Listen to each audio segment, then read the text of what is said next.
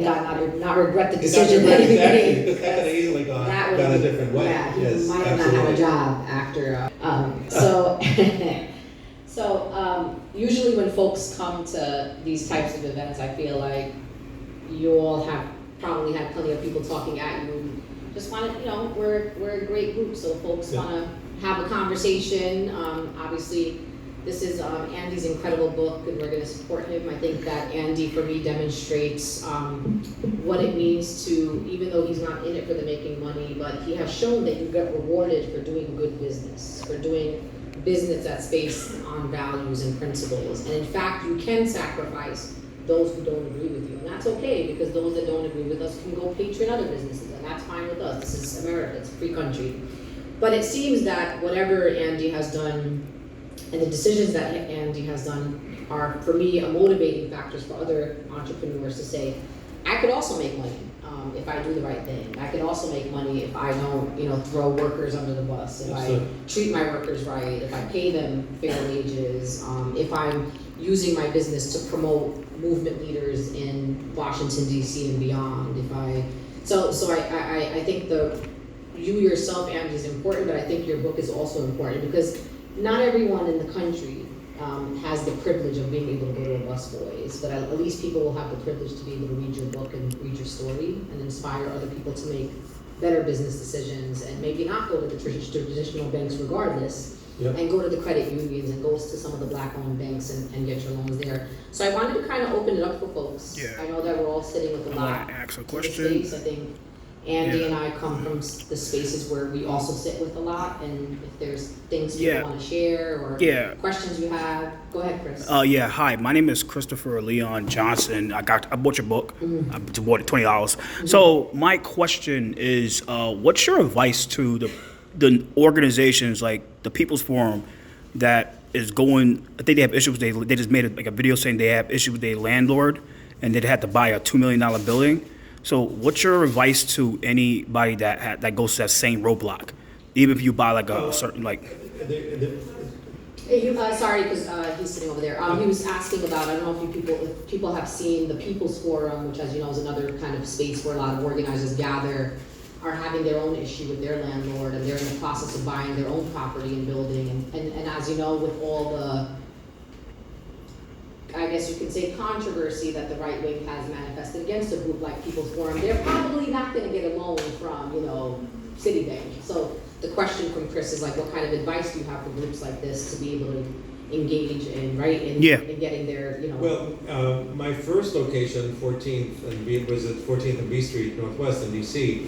I actually bought the space, and I bought the space for that very reason, because I didn't want to have a landlord standing over my head telling me what to do and not to do. And I actually left a landlord who was trying to put pressure on me not to have events. And a lot of the events, what was happening is a lot of the events attract a lot of black people. We have like people like Alice Walker, and we have like open mics and poetry, and we have Harry Belafonte, and we have when he was live, we had those types of events all the time. And so you have an area that maybe is predominantly white, and all of a sudden you have this surge of black folks coming there, and suddenly there's this sort of double take that people make, like, what's going on? Is the neighborhood changing, or what's happening? And so for landlords, some of them, especially, that aren't very good, tend to be very nervous about that kind of situation where the demographics are shifting on almost a nightly basis, depending on what kind of events we have. And so I had a landlord that actually couldn't wait till my lease was over, and then rather than telling you they don't want you there, they just increase your rent by an exorbitant amount of money.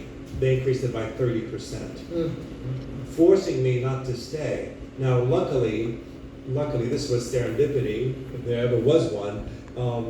There was across the street, there was a restaurant that had just gone out of business, and the landlord that had it hated the landlord that I was with.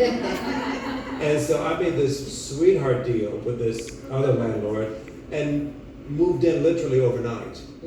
Just packed up everything and just had a million people moving everything to the other location. We set it up and built it and so on, and moved everything there. We opened the next morning without a glitch. And it was like the most remarkable thing. I thought, like, it was like That felt so good to just stick it to this guy, you know? That's right. So I think for the model of the People's Forum is very different. Yeah. Than Busboys and Poets. It's a nonprofit, so they wait for funding from, Yeah. from different sources.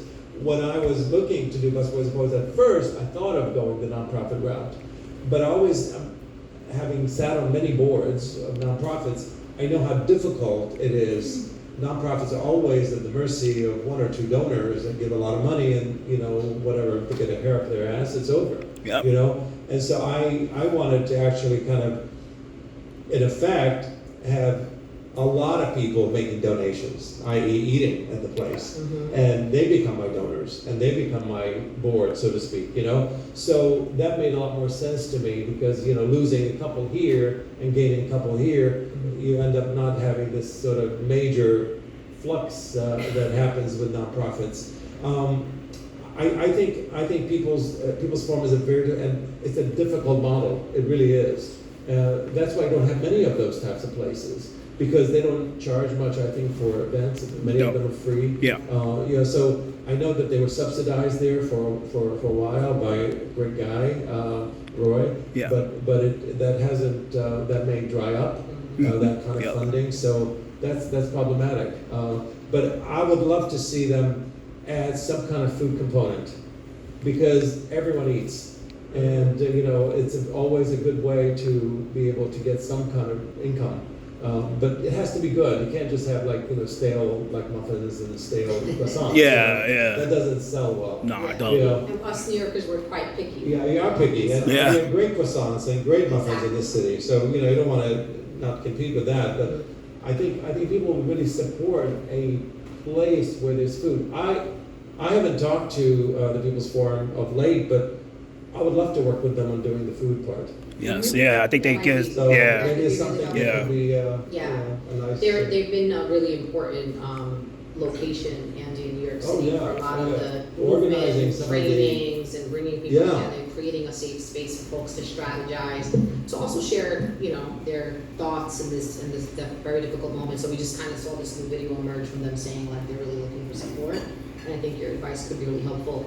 Even though you said that there was this opportunity across the street, I will just say this: we believe in something called nasib, my friend. It's not all just because it just happened to happen. That's destiny. Yeah. That you happen to have a landlord across the street from you that had a restaurant. Like, it's all not coincidence, people. There's always a point for things that are happening. Yeah. So, anybody else wanna? Go ahead, sir. Interesting that People's Forum come up. I've interviewed both Ben and Jerry at People's Forum this next Tuesday for my podcast. But it's funny you mentioned the food part because I was putting together the Eventbrite and I looked at their cafe. I pushed on the cafe button to invite people to buy something at the cafe when they come for the live podcast. And it went to a dead end. So I assumed the cafe had shut down. And so, yes, I mean- they probably need your.